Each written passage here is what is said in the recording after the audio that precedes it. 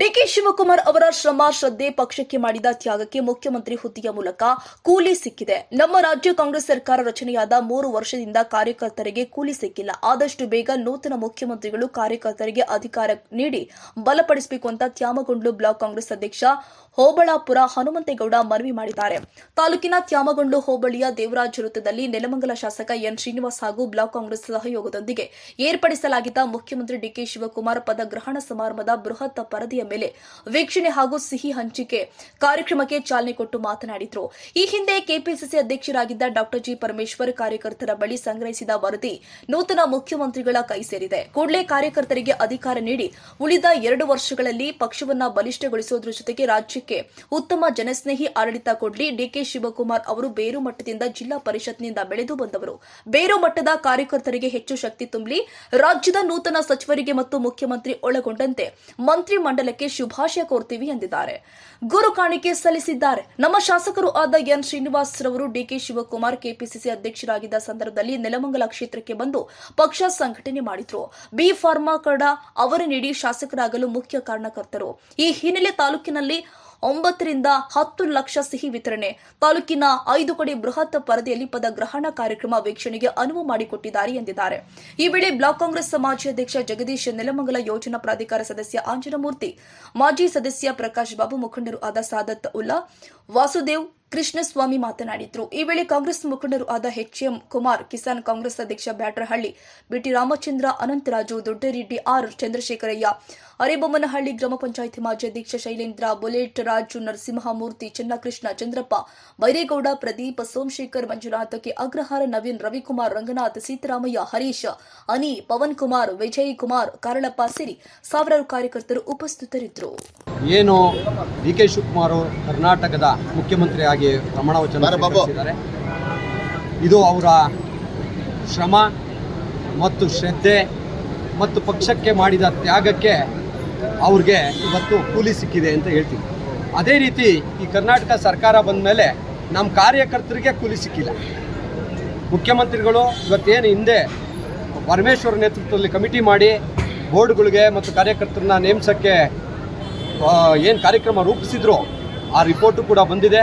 ಮುಖ್ಯಮಂತ್ರಿಗಳು ತಾವು ಇವತ್ತೇನು ಒಬ್ಬ ಕಾರ್ಯಕರ್ತ ಆಗಿ ಒಬ್ಬ ಜಿಲ್ಲಾ ಪರಿಷತ್ ಮೆಂಬರ್ ಆಗಿ ಏನಿವತ್ತು ಅಧಿಕಾರನ ಮುಖ್ಯಮಂತ್ರಿಯಾಗಿ ವಹಿಸ್ಕೊಂಡಿದ್ದಾರೆ, ಅದೇ ರೀತಿ ಮುಖ್ಯಮಂತ್ರಿಯಾಗಿ ಏನು ಕಾರ್ಯಕರ್ತರು ಏನು ಕಾರಣೀಭೂತರಾಗಿದ್ದಾರೆ ಆ ಕಾರ್ಯಕರ್ತರಿಗೆ ಅಧಿಕಾರ ಕೊಡೋ ನಿಟ್ಟಿನಲ್ಲಿ ಅತಿ ಜರೂರಾಗಿ ಅತಿ ಬೇಗ ಅಂದರೆ 1-2 ದಿನಗಳಲ್ಲಿ ಕಾರ್ಯಕರ್ತರನ್ನ ಅವ್ರಿಗೆ ಅಧಿಕಾರಗಳನ್ನ ಕೊಡೋ ನಿಟ್ಟಲ್ಲಿ ತುಂಬ ಬೇಗ ಕೆಲಸ ಮಾಡಬೇಕು ಅಂತ ಈ ಮೂಲಕ ಮಾನ್ಯ ನೂತನ ಮುಖ್ಯಮಂತ್ರಿಗಳಿಗೆ ನಾನು ಕೋರ್ಕೊತೀನಿ. ಈಗಾಗಲೇ 3 ವರ್ಷ ಕಳೆದೋಗಿದೆ, ಕಾರ್ಯಕರ್ತರಿಗೆ ಒಬ್ರಿಗೂ ಅಧಿಕಾರ ಸಿಕ್ಕಿಲ್ಲ. ಈ ನಿಟ್ಟಲ್ಲಿ ನಾನು ಒಬ್ಬ ಬ್ಲಾಕ್ ಕಾಂಗ್ರೆಸ್ ಅಧ್ಯಕ್ಷ ಆಗಿ ನಾನು ಎಲ್ಲ ಈ ಕರ್ನಾಟಕದ ಕಾಂಗ್ರೆಸ್ ಕಾರ್ಯಕರ್ತರ ಪರವಾಗಿ ನನ್ನ ಸವಿನಯ ಮನವಿ, ದಯವಿಟ್ಟು ಕಾರ್ಯಕರ್ತರಿಗೆ ಅಧಿಕಾರ ಕೊಡಿ.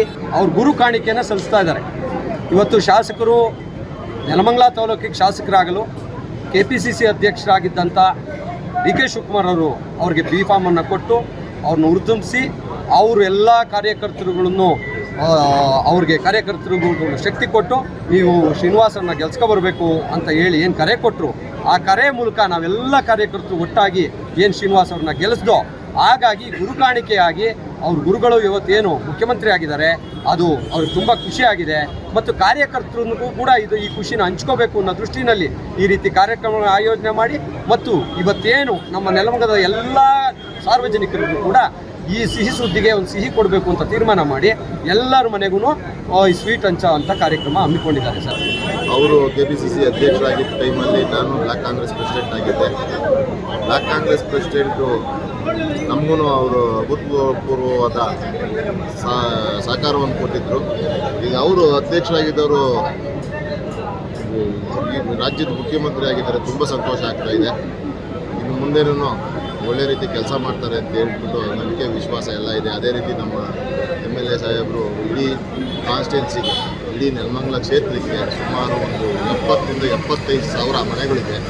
ಸಿಹಿಯನ್ನು ಪ್ರತಿ ಮನೆಗೂ 1 kg ರೀತಿಯಲ್ಲಿ ಸಿಹಿಯನ್ನು ಹಂಚ್ತಾ ಇದ್ದಾರೆ.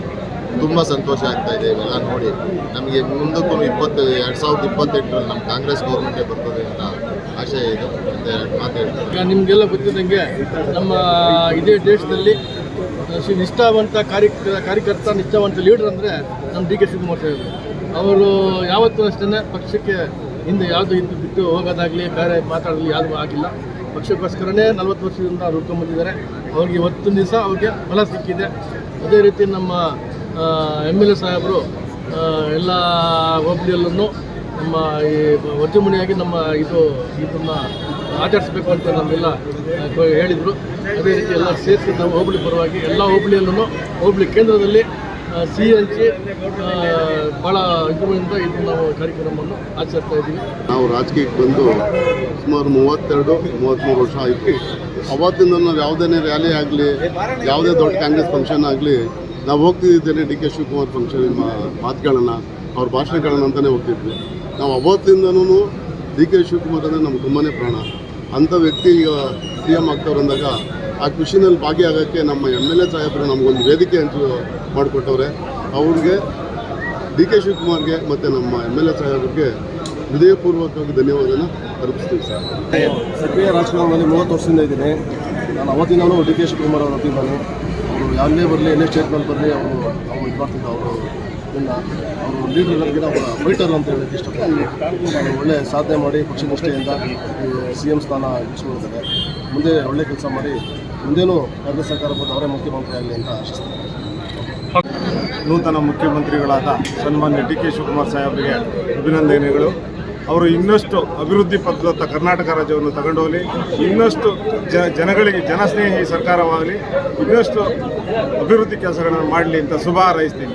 ಡಿ ಕೆ ಶಿವಕುಮಾರ್ ಅವರು ಕಾಂಗ್ರೆಸ್ ಪಕ್ಷದ ಕಟ್ಟ ಅಭಿಮಾನಿ ಮತ್ತು ಕರ್ನಾಟಕ ರಾಜ್ಯವನ್ನು ಮುನ್ನಡೆಸಬೇಕು, ಕರ್ನಾಟಕ ರಾಜ್ಯವನ್ನು ಮಾದರಿ ರಾಜ್ಯವನ್ನಾಗಿ ಮಾಡಬೇಕು ಅಂತ ಅವರು ತುಂಬ ಕನಸು ಹೊತ್ಕೊಂಡಿದ್ದಾರೆ. ಅವರು ತುಂಬ ಚೆನ್ನಾಗಿ ಕರ್ನಾಟಕ ರಾಜ್ಯವನ್ನು ಮುನ್ನಡೆಸಲಿ ಮತ್ತು ಕರ್ನಾಟಕ ರಾಜ್ಯವನ್ನು ಸಮೃದ್ಧಿಯತ್ತ ಕೊಂಡೊಯ್ಯಲಿ ಅಂತ ಹೇಳ್ತಾ, ನಮ್ಮ ನೆಲಮಂಗಲ ಶಾಸಕರು ಅವ್ರನ್ನ ತುಂಬ ನಂಬ್ಕೊಂಡವ್ರೆ. ಅವರ ಮುಖ್ಯಮಂತ್ರಿಗಳ ಮಾರ್ಗದರ್ಶನದಲ್ಲಿ ನಮ್ಮ ತಾಲೂಕನ್ನು ಇನ್ನೂ ಹೆಚ್ಚಿಗೆ ಅಭಿವೃದ್ಧಿಪಡಿಸ್ತಾರೆ ಮತ್ತು ಅವರು ತುಂಬ ನಮ್ಮ ಶಾಸಕರಿಗೆ ಸಹಾಯ ಹಸ್ತ ನೀಡಿ ನಮ್ಮ ತಾಲೂಕನ್ನು ಮುಂದುವರ್ಸೋಕ್ಕೆ ಸಹಾಯ ಮಾಡ್ತಾರೆ ಅಂತ ಹೇಳ್ತಾ, ನಮ್ಮ ತ್ಯಾಮಗೌಡ ಬ್ಲಾಕ್ ಕಾಂಗ್ರೆಸ್ ವತಿಯಿಂದ ಅವರಿಗೆ ತುಂಬ ಅಭಿನಂದನೆಗಳನ್ನು ಸಲ್ಲಿಸ್ತೀವಿ.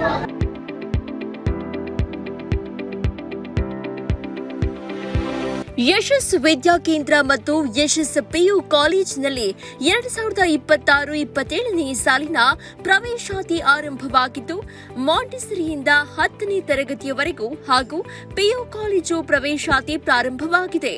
ನಮ್ಮಲ್ಲಿ ಸೈನ್ಸ್, ಕಾಮರ್ಸ್ ಕೋರ್ಸ್ಗಳು ಲಭ್ಯವಿದ್ದು, ಸೈನ್ಸ್ನಲ್ಲಿ PCMB ಹಾಗೂ PCMC ಕೋರ್ಸ್ಗಳಿದ್ದು, ಕಾಮರ್ಸ್ನಲ್ಲಿ CBA ಹಾಗೂ SABA ಕೋರ್ಸ್ಗಳಿವೆ. ಕೆಲವೇ ಸೀಟ್ಗಳು ಮಾತ್ರ ಲಭ್ಯವಿದ್ದು, ಅತ್ಯಾಧುನಿಕ ಶಿಕ್ಷಣ, ಉತ್ತಮ ಶಿಕ್ಷಕರು ಇದ್ದು 100ಕ್ಕೆ 100ರಷ್ಟು ಫಲಿತಾಂಶ ನೀಡಲಾಗ್ತಾ ಇದೆ. ಮಕ್ಕಳನ್ನ ಕರೆದುಕೊಂಡು ಬರಲು ಶಾಲಾ ವಾಹನ ವ್ಯವಸ್ಥೆ ಕೂಡ ಲಭ್ಯವಿದೆ. ಒಮ್ಮೆ ಭೇಟಿ ನೀಡಿ. ಯಶಸ್ಸು ವಿದ್ಯಾಕೇಂದ್ರ ಮತ್ತು PU ಕಾಲೇಜು, ಸೋಮಶೆಟ್ಟಿಹಳ್ಳಿ ಮತ್ತು ಚಿಕ್ಕಬಾಣವರದ, ಮಾರುತಿನಗರ, ದಾಸರಹಳ್ಳಿ, ಬೆಂಗಳೂರು 560090. ಹೆಚ್ಚಿನ ಮಾಹಿತಿಗಾಗಿ ಸಂಪರ್ಕಿಸಿ 9606626456, 9743176627, 7829814447.